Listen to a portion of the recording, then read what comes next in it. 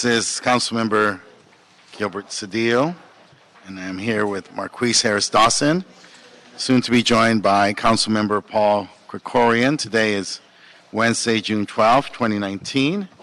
We are here in the Housing Committee. 1010. Upstairs in room 1010, for those who are searching and coveting the opportunity to come to the committee. Let's start public comment. We have Natalie Menev, Alex Flores, Beverly Kenworthy, Greg Spiegel, Jonathan Jager, Cameron Johnston, Xiao Zhao, and Susan Hunter. Any of them here? I see Susan. Please join us. Beverly. Natalie.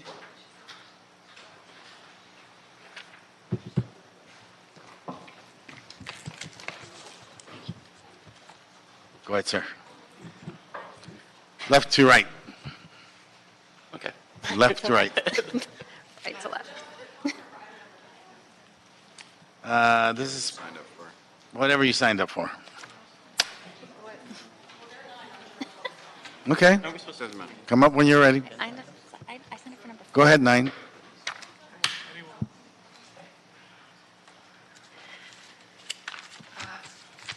Good afternoon. My name is Xiao, and I have been a resident of Hillside Via Apartments for the last 12 years with my monolingual Chinese-speaking mother.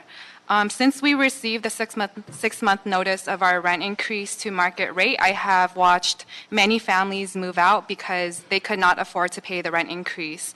These families at Hillside Via are working-class people who are custodial staff in the city of LA's luxury hotels, restaurants, and even government offices. They are the people who help to build the wealth of this city. It's a shame that they are being pushed out of the city when there are tangible solutions that prevent them from being pushed out to places like Chino, North Carolina, and even back to their birth countries. We urge you to move quickly to extend these covenants so that families like in these low-income buildings won't face the same fate. Thank you, and I know that you know that we will not let that happen at Hillside Via, and we have policy proposals to amplify on the successes we've had at 3 buildings already so that we can make sure that people are not displaced as a result of expiring covenants and other circumstances related. Sir. Hello, I'm Greg Spiegel with Inner City Law Center, here to vote in support of the prohibition on source of income discrimination. 2 points. One, homeless count numbers just came out.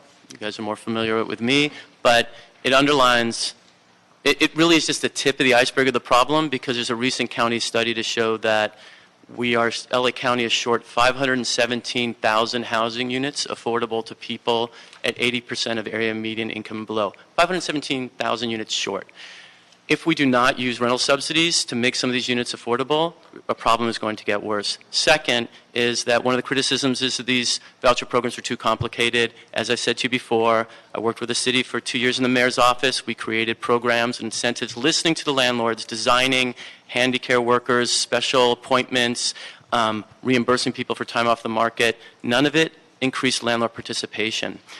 It's not the program that's the problem. You need to prohibit the discrimination to make the programs work. Thank you. Thank you.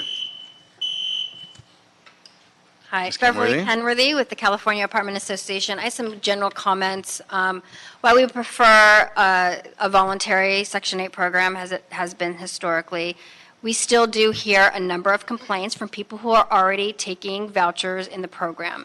And they're valid complaints, and if you're going to mandate it, we would like the city and HACLA to continue to address those. We would be willing to work with an advisory group to work out these issues. I think they're workable, and we know that the other jurisdictions do a much better job implementing these programs, and we'd like to be part of that solution. So thank you very much. We appreciate that, and we have that interest in convening stakeholders so that we can make this program and others work. And as we look to support from Sacramento, we also look to the participation of all stakeholders so that we can make sure that we're putting people on vacancies Thank you. and housing. Thank you. Good afternoon, council members. My name is Natalie Manev. I'm a staff attorney with the Legal Aid Foundation of Los Angeles. I signed up for comment for two items, for the source of income discrimination ordinance and the expiring covenants piece. So if I can Yes. cover all my comments at this point. LAFLA is obviously supportive of the source of income discrimination ordinance. We're very supportive of the period of education and outreach for both landlords and tenants to be led by HRC, and we hope that that will lead to greater compliance with the law once it is enacted. We're constantly seeing an influx of clients who are applying for housing, low-income individuals on fixed incomes who have no other choice other than homelessness to utilize their Section 8 vouchers. And in light of the recent homeless count numbers, we think that the urgency is greater than ever for the council to take swift action to pass this law, so we support that. With regard to the motion to HCID to investigate solutions for properties that are facing expiring covenants, this is one of the greatest issues of urgency we're seeing at LAFLA. Over the last 5 years, we've seen an increase in tenants coming from various properties, not just federally subsidized, but also state and locally subsidized properties like Hillside Villa. Los Angeles is actually the greatest concentration of HUD subsidized properties that have expiring contracts, but the most vulnerable tenants are actually those who are living in properties like Hillside Villa, where they're either state or local covenants that have no eviction protections at the end of the contract. They don't have any enhanced vouchers like they do in federally subsidized housing. So LAFLA has been focusing on this issue for many years, and we look forward to working with the council members and HCID to provide our expertise to help come to a solution for these properties. So we thank you for your time. We thank you for that. We thank you for what you're doing now and what you're going to do. We appreciate what you've done on behalf of the tenants at the state. Thank you so much. Thank you. Alex Flores, Jonathan Yeager, Cameron Johnston, and Luis Cabrales.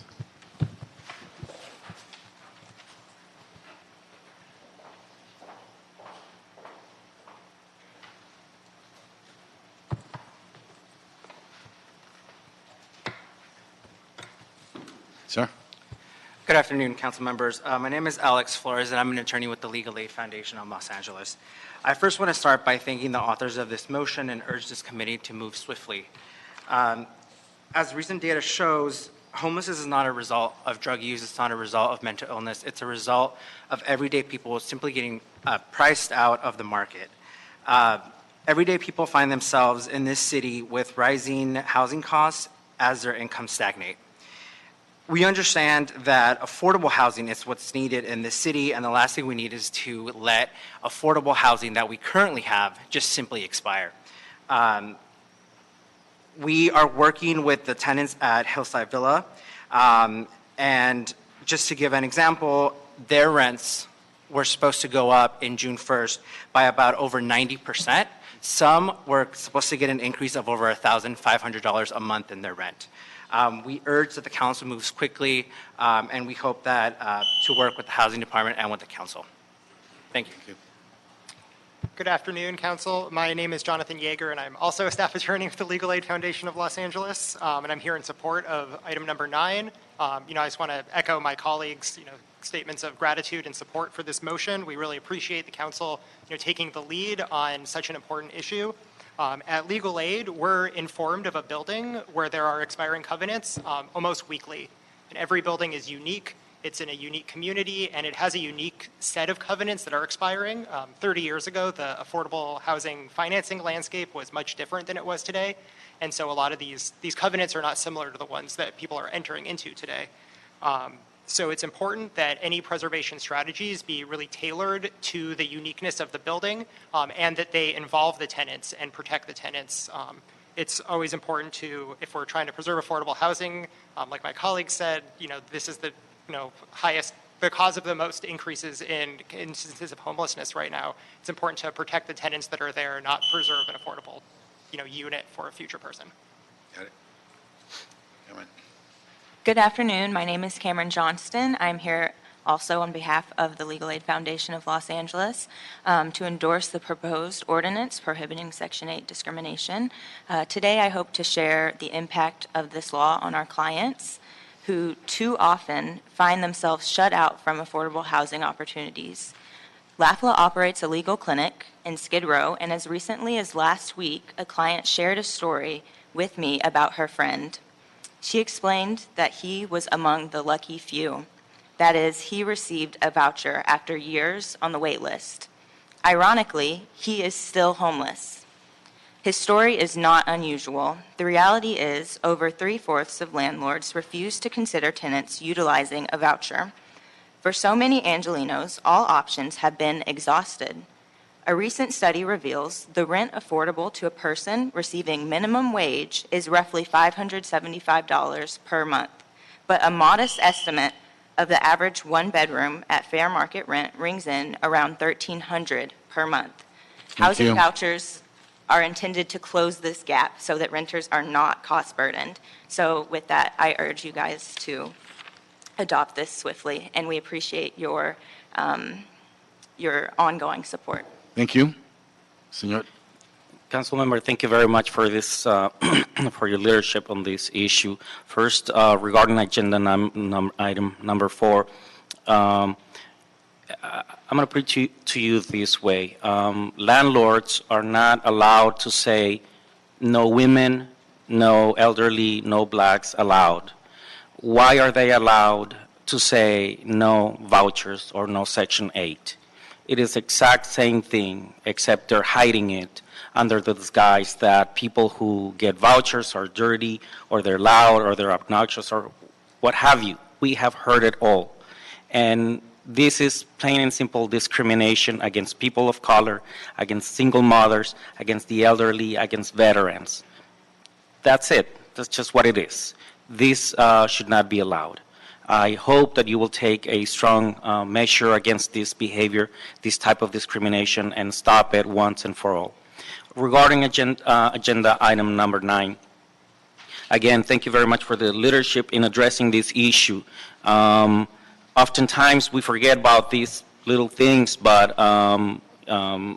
it's scary that there are thousands of people out there who are at risk of becoming homeless because these covenants are going to expire. So I hope you will also consider this and address this issue to at least prevent these tenants from being forced out because of the expiration of the tenants, and you will address it, either studying it or have the Department of Housing analyze the situation, give you a better understanding of how many people are out there at risk of becoming homeless, let's say, in the next few months, and then come back and give you a report. It is important that we get a better understanding, and we know how many people out there are at risk of becoming homeless, increasing the already burden of people out there living in the streets. Thank you very much again. We appreciate your leadership. Thank you so much. We have Mr. Wayne from Encino. Did Jonathan Yeager come up? And then Susan Hunter. Mr. Wayne. All right. So let's talk about number 9. So we have these covenants, and what happens is that they get filed. Now, what Mr. Krikorian is not going to tell you, I'm sorry, for the record. And what he's not going to tell you is that when a project owner files for bankruptcy, they can eliminate these affordable housing covenants by a bankruptcy judge. You don't know that. But Mr. Krikorian knows it because he's an attorney with a suspended bar license. See, so these covenants are worth about as much as this paper I'm holding in my hand. It can be eliminated with bankruptcy courts. It can be eliminated with redone trust deeds. It's all a lie. They will get rid of it. You guys always do that. I'm putting an affordable housing covenant. It means nothing. But let's get to number 5. And Mr. Herman is trying to get his voucher, trying to get back on his feet. But Your attorney, Mr. Fubble, gets a fucking 18-month restraining order against him. All right? And he's going through a lot of shit right now over that. See, you guys kept linking this dude on, man. It's like, I got an apartment ready for you. I just need a voucher. So he goes back to HCID. They don't do shit for him, so he goes to the county. They throw him back to HCID. They don't do shit. So now they want more bank statements because he got a check on his settlement. So they want to know where he spent every dollar, including another $200. That's all they do. Is that you don't house people that need fucking housing. You just bureaucratically fuck people, and then a guy like Mr. Fauble and Mr. Rossiter step in with a TMU and get a TRO. Why? You said you wanted to help them. Is that helping them when your attorney goes to court? You know, and then they filed one against me for double standards, okay? Now mine was denied because I told the judge, oh, what do you do for a living? I'm an attorney. I'm like Mr. Krikorian. But the difference is that I pay my bar dues and do my MCLEs, unlike you. See? That's right. He doesn't even pay his bar dues. He doesn't file his MCLEs. But he hires all the city's attorneys for outside contracts. And that's okay with you, Mr. City Attorney. He passes his ethics. You're scumbags. This is what you do. You need to hear what you do Subject matter. and what you're doing in number 5. Get this man a fucking apartment and dissolve that TRO. And then you will tell all of us you mean what you say. I believe Gil. Thank you. But I don't believe you. Ms. Hunter, welcome. Thank you. Susan Hunter, Los Angeles Tenants Union Casework Committee. It has been almost a year that this issue was raised, and to date, tenants are still facing Ellis evictions without their relocation payments. The excuse of an investigation is no longer good enough.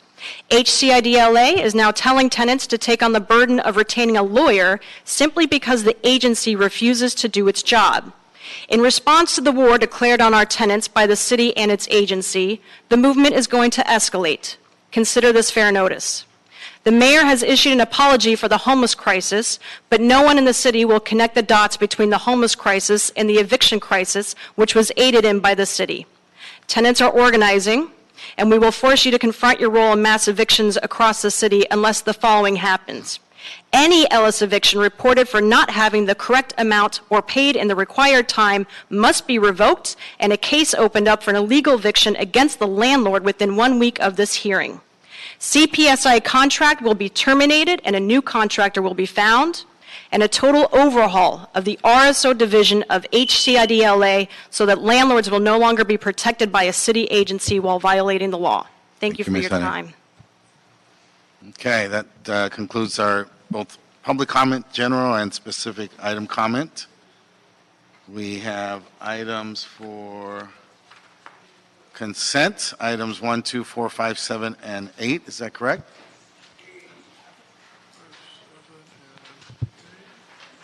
Mr. Chair, I believe on items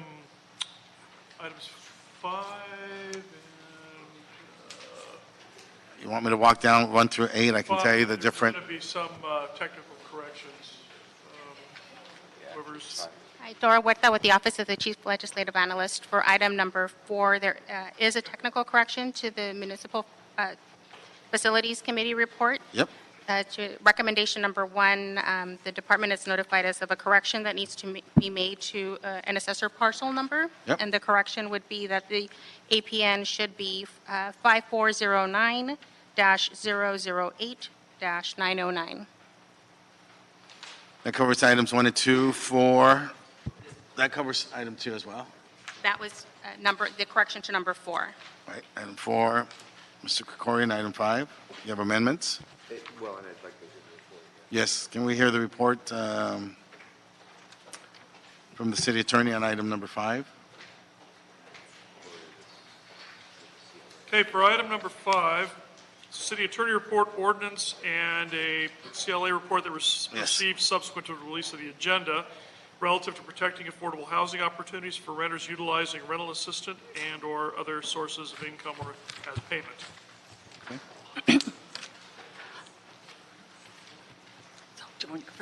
Good afternoon. My name is Mei Mei Chang. I'm a Deputy State Attorney for the Housing Department. So I prepared an ordinance that prohibits discrimination based on a renter's use of rental assistance, such as Section 8 voucher or other forms of income. It generally prohibits the following 4 behaviors from landlords. A landlord, based on source of income, cannot refuse to rent or lease, terminate a lease, refuse to show a unit that is otherwise available. It prohibits discrimination in advertising, and it discriminates it forbids an owner from applying different terms to a tenant using a voucher or rental assistance versus a market rate unit. And also provides for civil penalties, injunctive relief, or damages. Punitive damages are available, as are attorney's fees and costs. Thank you. Good afternoon, members of the committee. I'm Andy Galan with the Office of the Chief Legislative Analyst. In January, the committee directed the CLA to report on methods to incentivize owner participation and reduce landlord burdens and delays related to vouchers. The report before you outlines best practices from other cities, existing practices by HACLA, and it also identifies methods which could be implemented to incentivize and reduce the burden on voucher accepting landlords. The Department of Housing and Urban Development has identified financial motivations, the perception of voucher tenants, and administrative concerns as deciding factors in voucher acceptance nationwide. In Los Angeles, HACLA has identified inspections, customer service, and tenant concerns as issues which burden participating landlords and serve as a disincentive to prospective participants. Public housing authorities and other municipalities largely rely on financial incentives to encourage new landlord participation in the Housing Choice Voucher Program. Several cities offer a signing bonus for each lease executed with a voucher subsidized tenant. Cities also target this type of incentive to specific populations such as veterans or the homeless. Funds to cover damage repair, missing rent, and application costs are also made available to voucher accepting landlords. Vacancy hold payments are very common incentives. These are payments made by the Public Housing Authority to cover usually 1 month's rent in order to address landlord costs and vacancies. Less common incentives offered by landlords include landlord liaison positions to specifically address landlord concerns, the covering of legal fees for cases involving voucher tenants, owner-requested inspections, and financial incentives for referrals to the voucher program. Many of these best practices are incentives currently offered by HACLA's Homeless Incentive Program. HACLA is in the process of implementing several measures targeted to reduce the burden on currently participating landlords and incentivize new owner participation. First and foremost, HACLA currently offers the maximum possible subsidy payment. Further increases are not possible due to HUD regulations.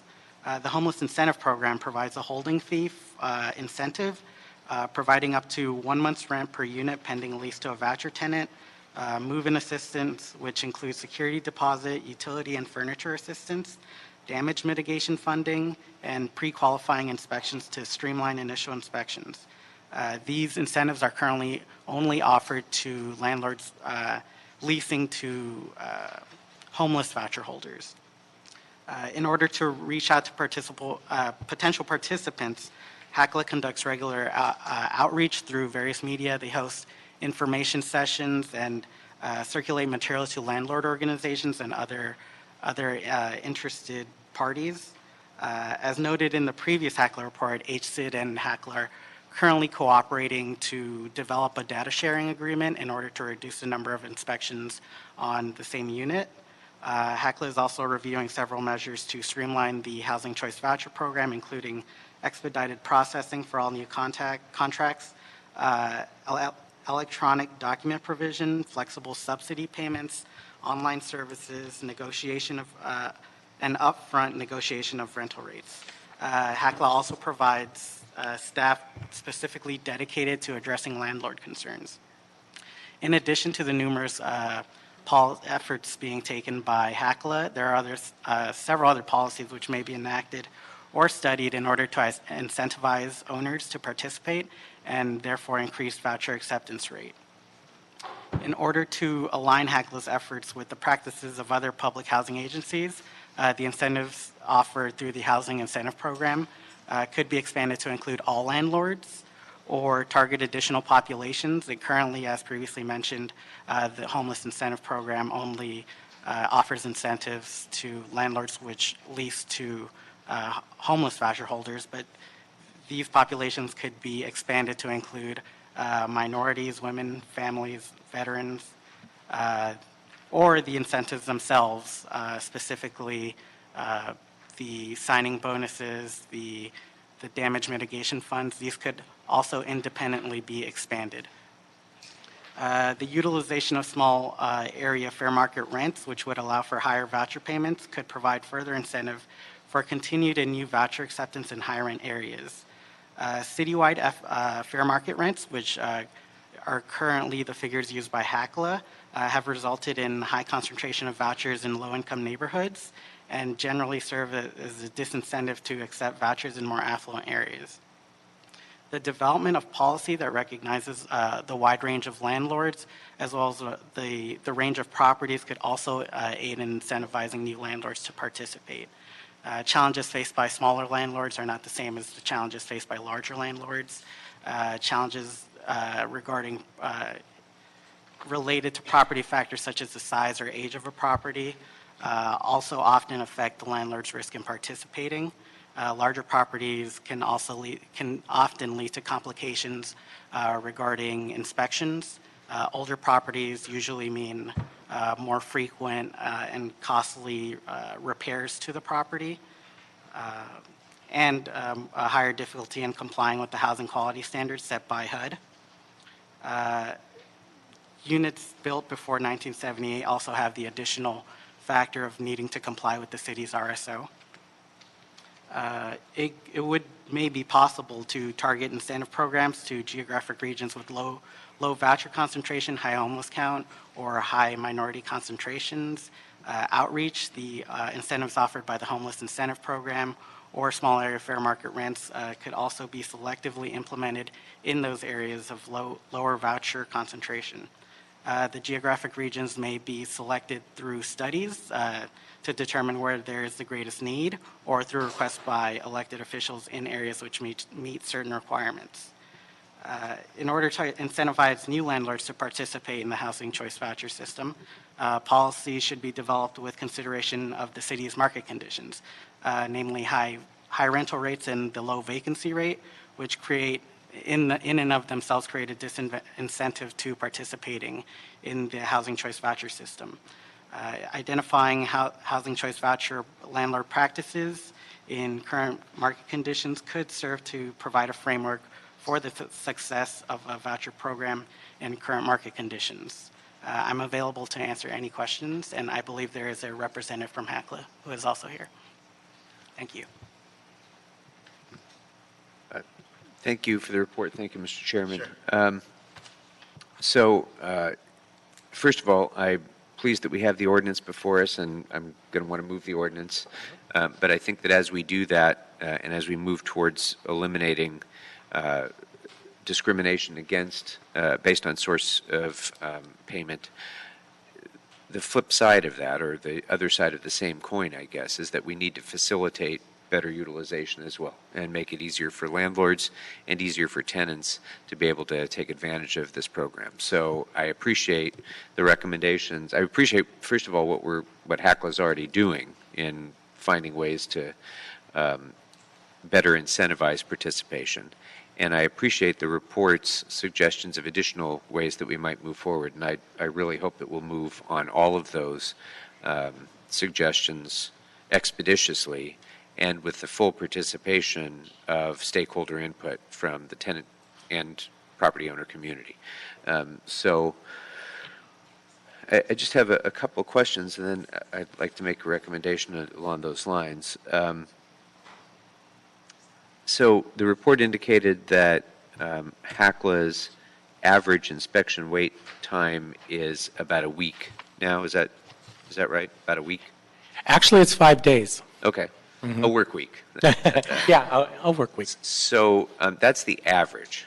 The problem from a landlord's perspective, and to some extent from a tenant's perspective too, is that if that's the average, that means that there's some that are probably quicker, but there's some that may be considerably longer than that. And it's the lack of predictability that creates an obstacle in itself. So what kind of resources would you imagine that it would take, or what would be the barriers that you would face in trying to get that down to that average lower and ensuring that the maximum wait time is no greater than some fixed period of time, say 5 days or a week? As I said, 5 days is our average, but we're working towards getting that closer to 2 to 3 days because we know time is money for the landlords, and in this hypermarket, they can rent the unit right off the bat quickly to someone else. So we're working at making sure that first-time inspections have the highest priority at our agencies. So someone being contracted on the program for the first time, that is the highest priority.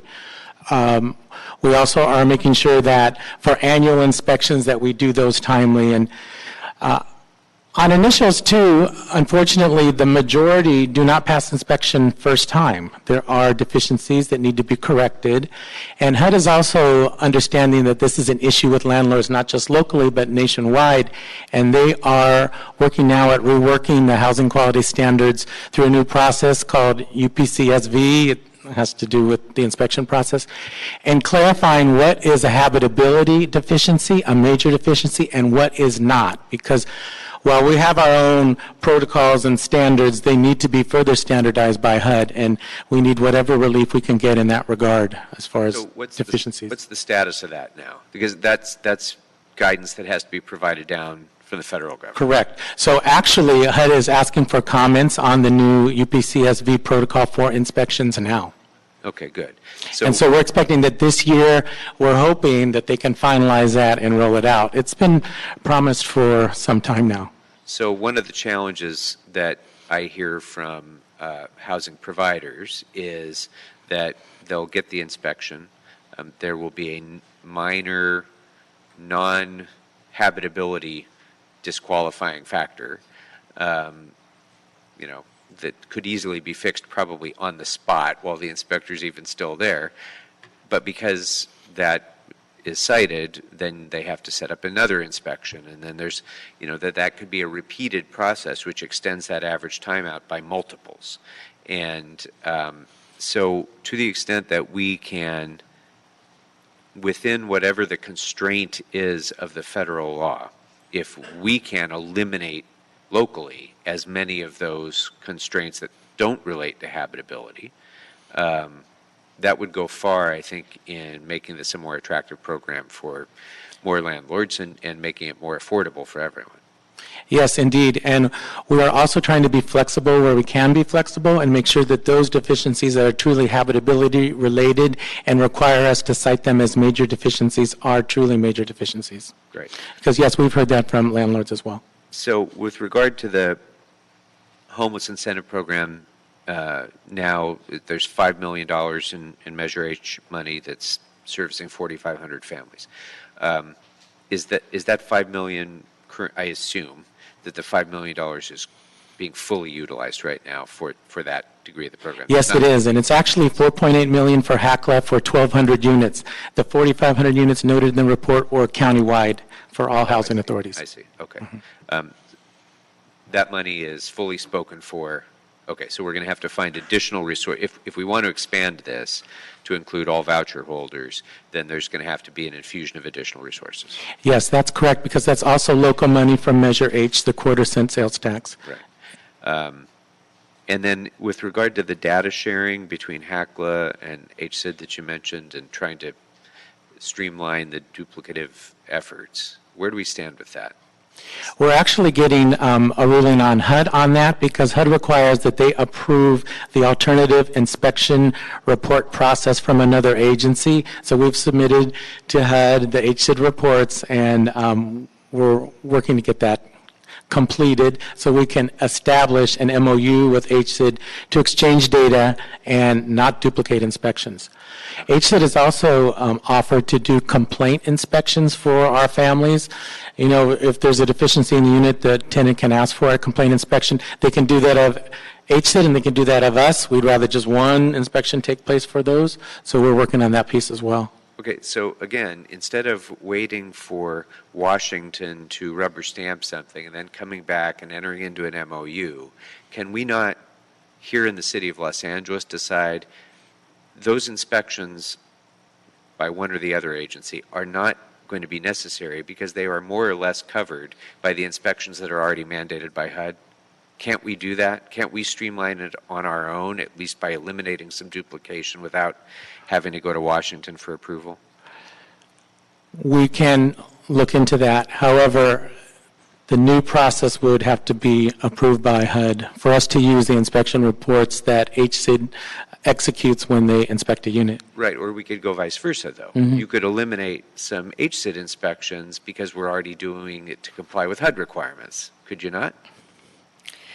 We can look at that, yes. Okay, I'd like to look at that because I'd like to see how we can get some of this. Wherever there's duplication that's getting in the way of people utilizing affordable housing resources,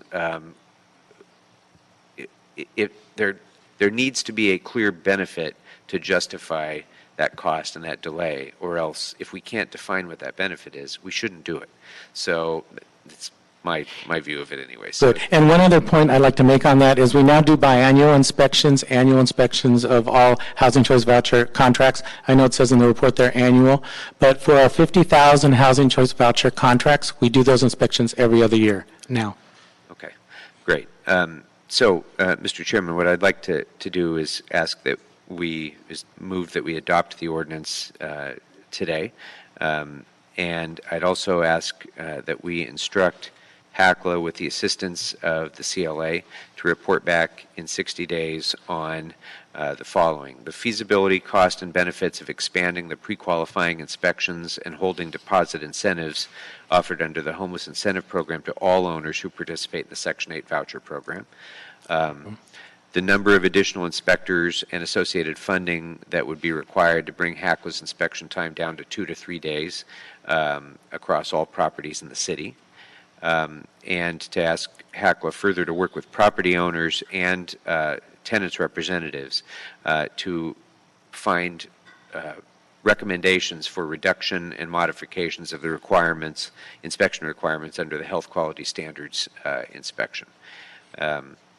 I'd also ask that we instruct HCID with assistance from HACLA and the CLA to report back on the feasibility of using the city's affordable housing preservation programs to offer low-interest rehab loans to property owners who offer their units to Section 8 voucher holders. So if we could have those reports back here in 60 days, that'd be great. So be the order. Okay.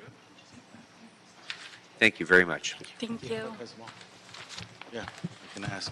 Are we good on that? So be the order, no objection? We're good there. Dora, My what staff was- is concerned that you don't have our recommendations 1, 2, 4, 7, and 8. Are you comfortable? Have these, they gave me a sheet with the summary of what he just read. Have 1 and 2 adopt the CAO reports? Yeah. 5 is adopt the motion. 8 is adopt the CAO report. Very good. Okay. All right. Item number 3. 3, very good. There you go. Thank you. Item 3, HCID report, and CEO also report relative to proposed contract with AG Pacific Construction Development Corporation for on-call licensed general contractor services and associated actions in connection with the selection of contractors for the accessible housing program, and a request for qualifications to select additional contractors to provide licensed general contractor services for the AHP and other related matters. Okay, let's hear from the CEO on the amendments to the report. Hear the presentation. Good afternoon, council members. Marilee Orellana Farias with the Office of the City Administrative Officer. Subsequent to the release of our report, we received a determination from the Office of the City Attorney regarding the use of the authorization for expenditure and the use of sole source agreements, which resulted in additional recommendations we'd like to read into the record. Fine. Okay. The first is that the council, subject to the approval of the mayor, find that work can be performed more economically or feasibly by independent contractors than by city employees, and in accordance with Charter Section 1022, approve of the use of affordable housing property owners for the provision of retrofit work on developments that have been recommended by the city's expert accessibility consultant and where tenant relocation is not required. The second, authorize the general manager of HCID or designee to use the authorization for expenditure, AFE process, for the provision of minor construction services for retrofit work on developments that have been recommended by the city's expert accessibility consultant and where tenant relocation is not required, for a compensation amount not to exceed $5,000 per AFE, subject to the approval of the city attorney and funding availability. And the third, negotiate and execute sole source agreements with the city's affordable housing property owners for the provision of retrofit work on developments that have been recommended by the city's expert accessibility consultant where tenant relocation is not required, in substantial conformance with the draft property owner sole source agreement template attached, for a compensation amount not to exceed $100,000 per agreement and a term of 1 year effective upon contract execution, with an option to extend for up to 1 6-month term, subject to the review and approval of the city attorney as to form, compliance with the city's contracting requirements, and funding availability. Okay, thank you. And we're available if you have any questions. Questions? Nope. Good afternoon, council members. I'm happy to be here before you today to speak on behalf of the Housing and Community Investment Department, and especially on behalf of our accessible housing program. I can make this really short and say I request that you adopt the CAO's report as revised with the revised recommendations. However, I do know that Councilmember Krikorian had some concerns, and we would ask then as an additional amending language as to that we report back on a quarterly basis as to our expenditures. Well stated. Thank you. Okay. And I'm here for any questions you may have. Yep. Move the item. Okay. Go to item 6. Thank you.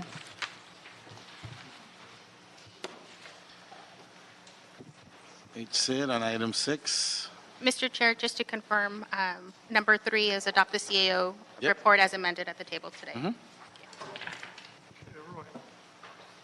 Okay, item 6, motion, Weston Cedillo, relative to increasing the naturally occurring affordable housing loan program loan amount from $990,000 to $1,500,000 for the Normandy Lofts project to match the amount provided by the California Housing Finance Agency and related matters. Good afternoon, committee members. My name is George Guillen. I'm with the Housing and Community Investment Department. HCID LA is requesting adoption of the motion to increase the Normandy Lofts project to cover project costs and also to match our partner in the program, the California Housing Finance Agency, of up to $1.5 million, and also to allow the term of the regulatory agreement and the loan agreement to be coterminous, to be 40 years, since that's also the term of the Cal FHA loan. And we're also requesting that there be a change to the program term to allow the income levels at the building to be 80% or below average, or an average at or below 80% of area median income. And we're also requesting authorization that the controller transfer $794,000 from the Affordable Housing Trust Fund to the NOAA program. And we've also circulated a revised motion that reflects some minor changes or edits, such as at or below 80% of AMI. Previously, it was just an average. So the change has been for at or below 80% of AMI. And also, we've added the loan term be coterminous with the regulatory agreement. for your statements. Thank you. Thank you. I'm Magdalena Zakarian. I'm with Housing and Community Investment Department and here to answer any questions you may have. Thank you. Any questions? Move the item? No, sir. No objection? Item number 9. Item 9, motions to deal Weston relative to preserving affordable housing covenants. I got it. No. Well,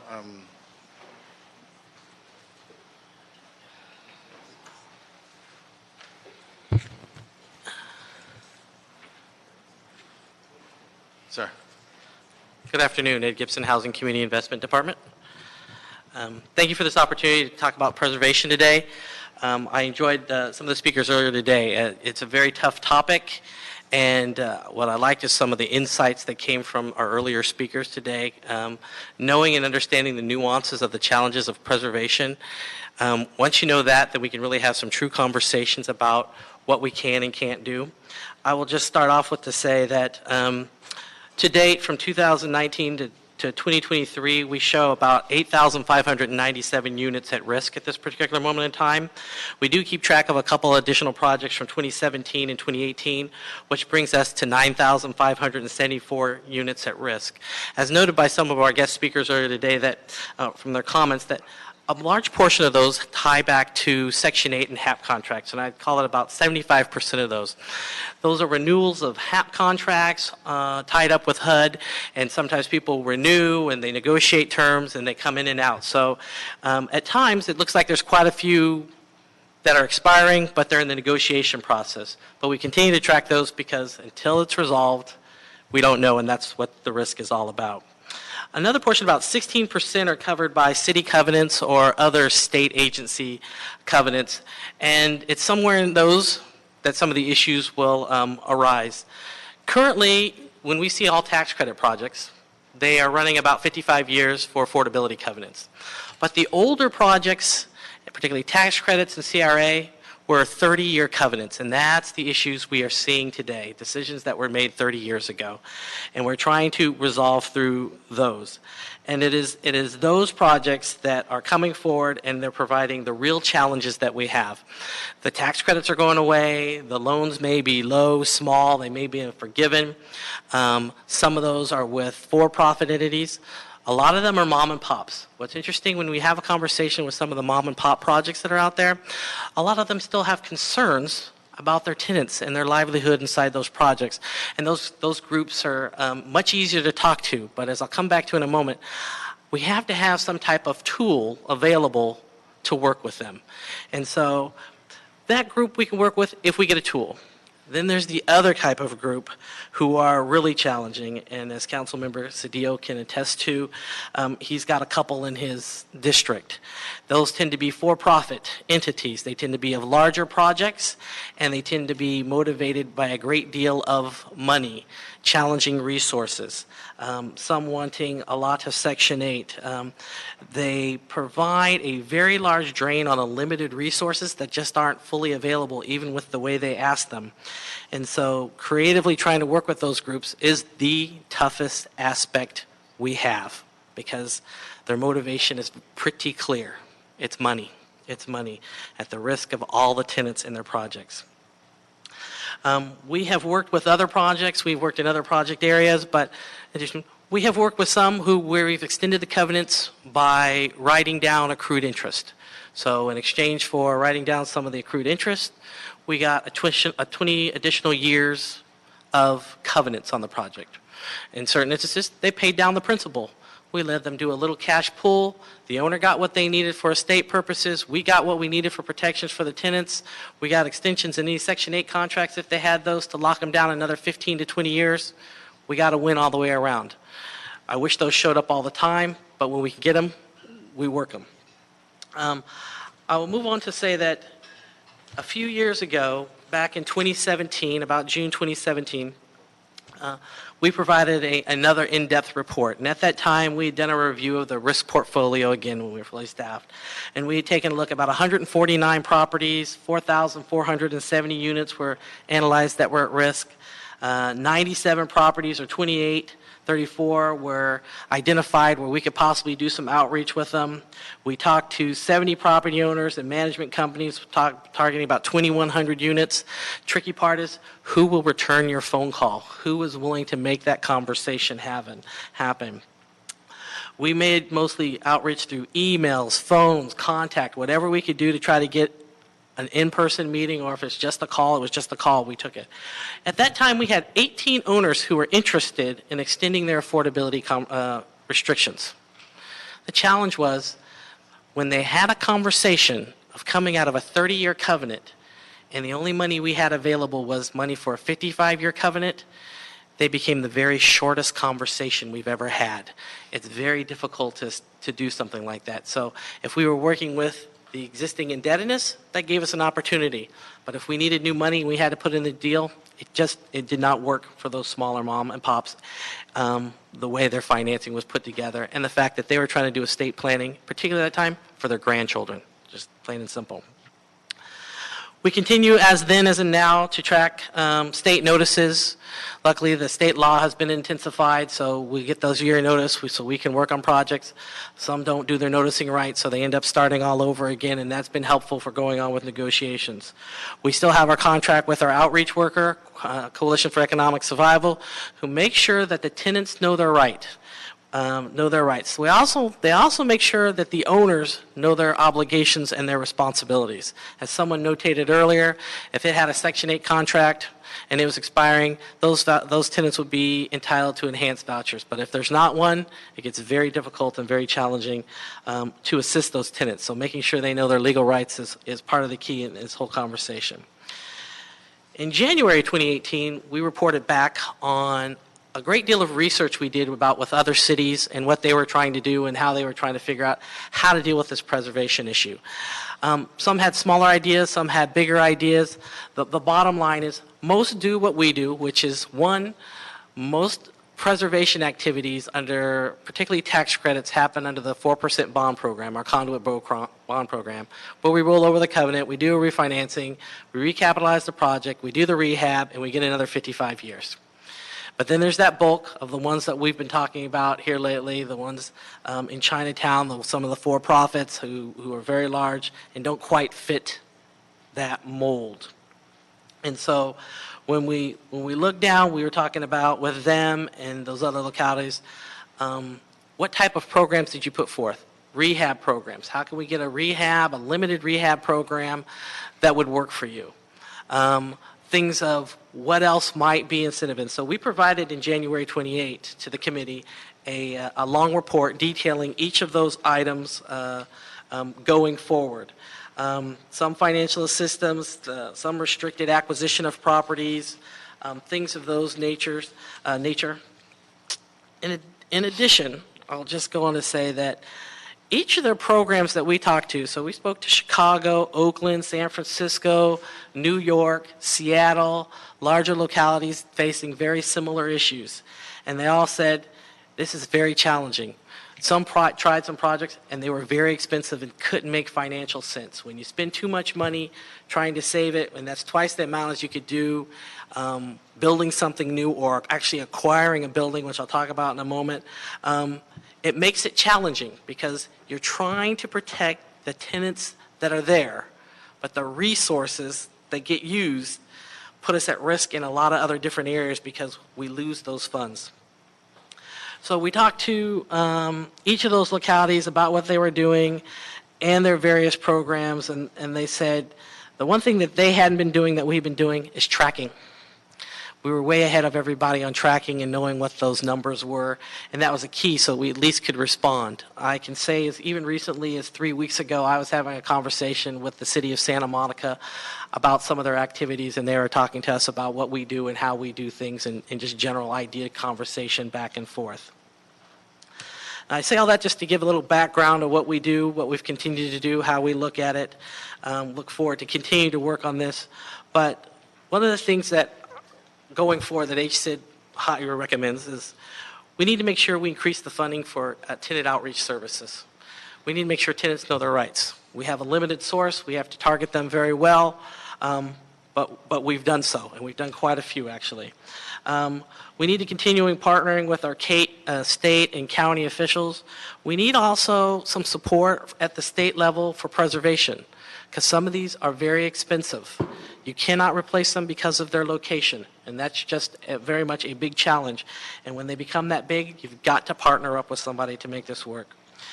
We have to encourage affordability in our new developments. If something's coming online, we need to figure out how to put it in there, because once it's in there, it's there. But trying to put something else on a standalone basis nearby is very tricky. So the cost-benefit ratio of putting it in a project when it's going in new is very helpful. In order to achieve most of these things, we're going to need capital. I always like to say, we're going to need money. How much? How much do you have? It's like the homelessness conversation, a very challenging conversation. But we know we have the linkage fee, and it's coming forth, and we know that preservation is part of that mix. So as those monies start to show up, we will have more money at our disposal to have conversations about tenant affordability, tenant buy-downs, things that hopefully give us the flexibility, because it doesn't require a 55-year covenant, that I can have a conversation about 20 years, just an estate planning issue as opposed to what appears to be a lifetime all the time. I'm also going to add to, we just discussed NOAA, the Natural Occurring Affordable Housing. One of the challenges with NOAA is those projects have people in there who are sometimes around 80% AMI or less. They've been in their units for a while, but they're at risk. And the fact is, some of those buildings are in very key locations. And there's opportunities and times when if you can acquire an existing building, you may pay a little bit more because it's going to charge market rate, because that's how they're going to go at the sales price approach or the high income approach, if you will. But acquire that building, lock in that authority, pay the difference between the affordable and what you had to pay for it. Because it's existing, you're protecting the existing clientele. And because there's probably no land nearby, you can't duplicate it. So it's a way to try to help the existing folks inside of a community from those gentrification pressures that are also going on.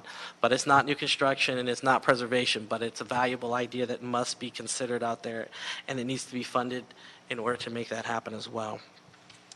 Then I'm going to work on to a lot of things are just about more creative ideas about how we use money, how we use legal resources, how we try to reach out to tenants. And then I'm just going to throw out a couple different things. Two of them is every time the city gets involved inside of a project, we have accessibility requirements that we provide, so to make sure those units are built out accordingly and appropriately. And so anytime we're going to have this discussion, we need to make sure we set aside enough money to make sure those units are complete when we get involved. But we have two other things that are inside the city. One is the earthquake requirement that's coming forward, or that's here actually, and the other one is we're working on projects that perhaps aren't inside the city portfolio, but also have an accessibility problem. Those two provide opportunities for us if we could have the funding necessary, that in exchange for helping us out or us helping you out with a retrofit problem from earthquake, perhaps we can get some affordability locked in some of our existing buildings and go at it that way. And then the other one is perhaps you are out of compliance somehow, have been notated, flagged, sued, something, injunction, about the accessibility of your building, the path, the unit, the build-out. Perhaps we can provide some finance for that, get the affordability, and get that resolved as well at the same time. So look forward to more conversations with some of the people, ones that were here today, and going in further as more funds develop for us to fill out programs. And I'm happy to answer any questions. Gordon. The only quick question I have is, when you mentioned requiring assistance from the state, I assume you only meant budgetary assistance. There's not a legislative fix that you would recommend that would I wasn't facilitate thinking. this. Yeah, I wasn't thinking legislative fix. If someone else comes up with one, I'm happy to hear it. Okay. They fixed the noticing, so that got a little bit tougher so that people need to give us enough notice and timing and opportunity to acquire. So that's been very helpful. But what we don't have is a good set aside of funds. Right. A lot of money is being targeted to the other challenges that we have, including homelessness. And the fact is that we have rising costs and stagnant incomes, and so folks are a challenge. So unless we address that somewhere, which is necessarily in this conversation, both problems still remain. Thank you. You're welcome. So let me ask you or suggest that you guys look at SB 5 by Senator Jim Beal and Senator Anthony Portantino here from the great community of La Cañada. And that might be one area to look at. I am interested in the information you gave us, and I'd like to get like a report from you so that we could talk to our Sacramento delegation. It seems that given the crisis, the nature of our crisis, that there would be a plethora of bills being introduced on behalf of the city. We just seem to be getting bills from Mr. Chu and Mr. Wiener, which are great for downtown San Francisco, but don't seem to work for us here. And so let me suggest that perhaps the department may want to engage the delegation, our senators and our assembly members who represent us with legislative ideas and proposals for the city. It seems to me that that we may want to look at requiring that that once these covenants run, that the first choice, the first options go to mission-based organizations, and so that we can work with those organizations to make sure that they have the liquidity and the capacity to supplant the previous owners, so that there's not such a race towards the market. Very good. We have some of those protections now. It's that right of first refusal, but it's also at that higher price. Yep. And so it's making sure we have the resources in place to assist them when that opportunity comes unequivocally. So as we say, so a lot of this is just math. We need to know exactly what are the numbers. I ask you for the numbers. You said 149 properties, 7,000 units. What are the numbers so that we know what covenants are ending, when, and then what's going to be the cost differential, let's say if we wanted to come in and substitute and pay the differential so that we could keep them affordable for the tenants. I think that we need to embrace a policy that's right now is calling for no displacements, no evictions, that we stabilize that population Gotcha. with So all the resources that we have. the 149 and the 470, that was the ones we did deep dives into the portfolio. The current numbers now, as they stand in the large number, is 9,574. We can provide that breakdown. I believe it's actually been submitted to several already. But of those details, and we can tell you which ones are HUD contracts and then wiggle back from those who are the more truly exposed ones. The challenge is that time, staffing, and power. So I need to make sure we have staffing and funding for staffing in order to accomplish this. That's the number one problem and the number one challenge at this very particular moment. Two, each of these are one-off technical conversations every time we go inside a deal. Everything about what we talk about is a customized fit, unless we start to do a earthquake rehab or something else. So when you ask me for some money, I'll look down and the first thing I'm going to ask you, do you have some debt on this deal? Because if we control some debt, then we can have a different set of conversations.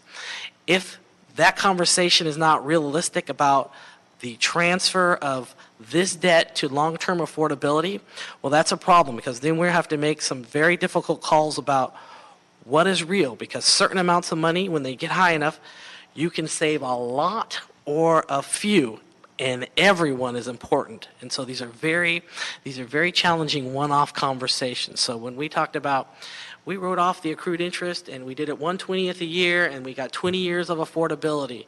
That was a great conversation with a reasonable entity. The ones who see money are not a reasonable conversation, and that's it. So I can't say it's some lump sum number what it takes to save all of them. I can talk about how many we can do in a program that was a retrofit or an accessibility based on what I know about those costs are in a unit and the number of units available. I can easily do a mathematics calculation that way. But whatever we're given beyond staffing, then we'll go as far as we can. And it Forget the has to staffing. have had $2.5 million available. Forget the staffing, and Mr. Krikorian will take care of that. Thank you. My question is this, is we need numbers so that we can engage this problem. So I know it's one-off, and I know that they're customized, but there are numbers. You know the numbers. You said there's 9,574 units.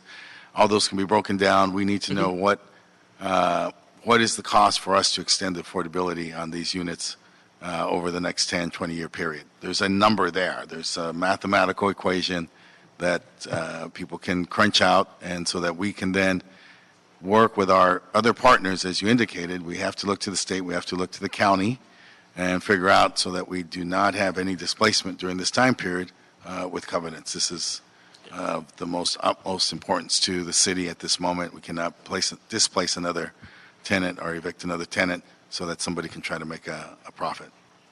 Understood. So we need that. I need that. We'll do our best to figure out some formula that works, that puts some reasonableness to it. Because the challenge is I don't want it to be unrealistic and unreasonable, and I need to make sure those numbers are supported, that you can support those numbers, that others will support them. So we'll figure out something. 'Cause I've seen some crazy numbers done by some interesting folks, and we will figure something out. Look, for you. we can do our own math. Look, Yeah. that's a question for negotiations, but correct. that conversation can't move forward until we have baselines for ourselves, so that we can then have conversations with our partners like the county, the state, philanthropy, et cetera. But we need that because we need a starting point, and it's not enough for me to say there's 10,000 units that we're going to lose. I need more specificity so that we can engage our partners. We will build down to the core set and go across from those numbers.